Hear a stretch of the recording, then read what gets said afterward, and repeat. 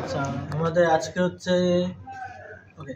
হচ্ছে 2nd ফেব্রুয়ারি 2024। আমাদের reception ছিল।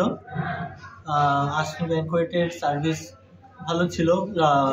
ডেকোরেশন যা যা পিকচারে দেখিয়েছে অলমোস্ট সবই ঠিক সেরকমই করেছে। আর হল মোটামুটি টাইম মতোই দিয়ে দিয়েছে, সেটা একবার মায়ের কথা বলে হবে। আর